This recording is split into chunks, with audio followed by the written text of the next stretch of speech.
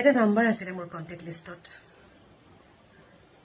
সেই নাম্বাৰটোৰ সৈতে মোৰ হাঁহিৰ সম্পৰ্ক আছিলে।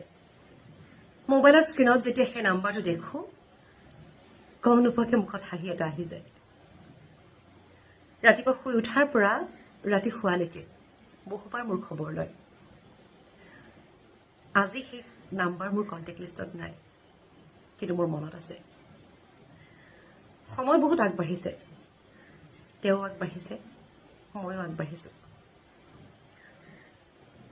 এতিয়াও সেই নাম্বাৰটো ডায়েল কৰোঁ কেতিয়াবা, কাৰণ মোৰ যে মনত আছে। ডায়েল কৰি আকৌ কাটি দিওঁ, মেছেজ টাইপ কৰোঁ, যিমান মনত কথা আছে সকলো লিখোঁ, আকৌ মচি পেলাওঁ। এতিয়া কিন্তু সেই নাম্বাৰটোৰ সৈতে কেৱল মোৰ হাঁহিৰ সম্পৰ্ক নহয়, খং, চকু পানী, অকণমান হাঁহি,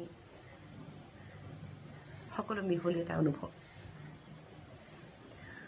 সেইটো একমাত্ৰ নাম্বাৰ, যিটো নাম্বাৰ মোৰ মনত আছে। মোৰ ফোন নাম্বাৰ মনত নাথাকে।